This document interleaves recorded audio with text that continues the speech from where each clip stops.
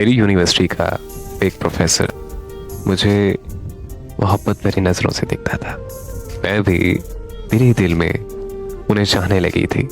फिर एक दिन मैंने उनके नंबर पर मैसेज कर दिया। उन्होंने मुझसे पूछा तो मैंने उन्हें बता दिया कि मैं आपकी स्टूडेंट हूँ। उन्होंने मुझसे बहुत प्यार से बात की। आहिस्ता आहिस्ता हमारी रोज़ फ़ोन पर बातें होने लगी। यूनिवर्सिटी में भी हम अक्सर शाम में बैठकर गपशप किया करते थे। एक दिन उन्होंने मुझे अपने ट्यूशन सेंटर इनवाइट किया। मैं यूनिवर्सिटी के बाद वहाँ चली गई।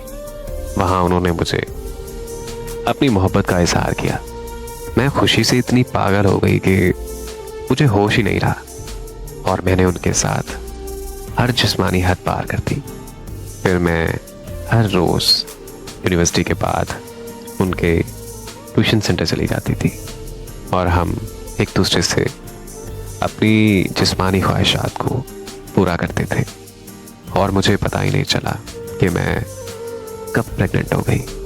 तब मैंने उन्हें कहा कि चले शादी कर लेते हैं, मगर उन्होंने मुझे कहा कि नहीं, ऐसा नहीं हो सकता।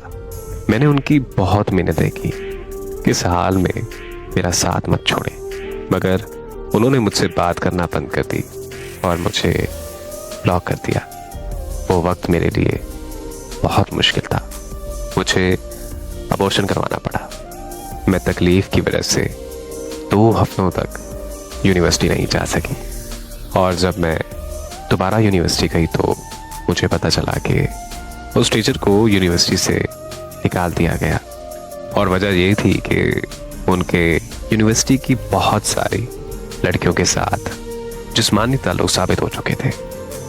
और ये भी पता चला कि वो लड़कियों को ऐसी मेडिसिन खिलाया करता था कि लड़कियां अपने होशो हवास खोकर जिस्मानी ताल्लुक के लिए तैयार हो जाए।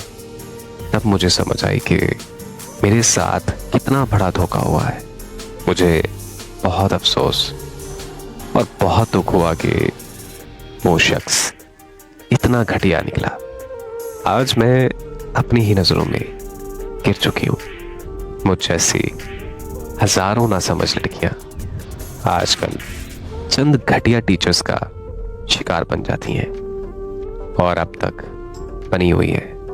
मैं उन सब से यही कहना चाहूंगी कि बराए मेहरबानी माशरे के ऐसे जानवरों की बातों में कभी मत आना।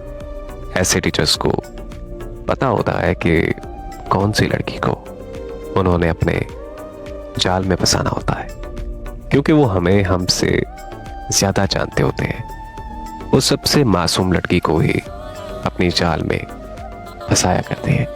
मेरी दुआ है कि इस माशरे की हर लड़की इन इंसानी हवान जैसे दरिंदों की बुरी नज़रों से महफूज रहे। आमीन।